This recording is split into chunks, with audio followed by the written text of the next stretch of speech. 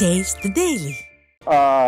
தென்கிழக்கு வங்கக்கடலில் நிலவும் வளிமண்டல மேலடுக்கு சுழற்சியின் காரணமாக தமிழகத்தில் காஞ்சிபுரம், செங்கல்பட்டு உள்ளிட்ட மாவட்டங்களில் ஓரிரு இடங்களில் கனமழை பெய்ய வாய்ப்புள்ளதாக வானிலை ஆய்வு மையம் அறிவித்திருந்தது. அதன்படி செங்கல்பட்டு மாவட்டத்திற்கு உட்பட்ட பல்வேறு பகுதிகளில் நேற்று முதல் பல்வேறு இடங்களில் கனமழையானது பெய்து வருகிறது. இதன் காரணமாக மாவட்டத்தில் பல்வேறு இடங்களில் அரசு நேரடி கொள்முதல் நிலையங்களில் வைக்கப்பட்டிருந்த நெல் மூட்டைகளும் நனைந்து சேதமாகி இருக்கின்றன.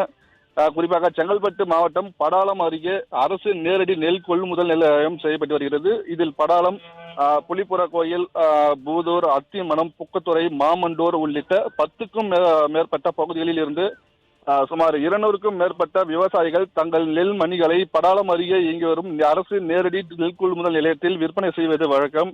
அந்த வகையில் சுமார் ஒரு மாதத்திற்கும் மேலாக சுற்றுவட்டார பகுதிகளில் இருந்து விவசாயிகள் தங்கள் நெல் மூட்டைகளை விற்பனைக்காக எடுத்து வந்த நிலையில் அதிகாரிகளின் அலட்சியத்தின் காரணமாக முறையாக கொள்முதல் செய்யப்படவில்லை என குற்றச்சாட்டு எழுந்துள்ளது. குறிப்பாக ஒரு சில விவசாயிகளின் நெல் மூட்டைகளை அரசு நெல் கொள்முதல் செய்து வைக்கப்பட்டுள்ள சுமார் 10,000க்கும் மேற்பட்ட நெல் மூட்டைகள் நேற்று முதல் பெய்து வரும் மழையின் காரணமாக அனைத்தும் கொள்முதல் செய்யப்பட்ட நிலையங்களில் வைக்கப்பட்டிருந்த நெல் அனைத்துமே தற்பொழுது நனைந்து நாசமாகி உள்ளது. குறிப்பாக இங்கே வைக்கப்பட்டுள்ள சுமார் 10,000 மூட்டைகளும் உரிய தார்பாய் இன்றி நெல் மூட்டைகள் நனைந்து நாசமாகிறது.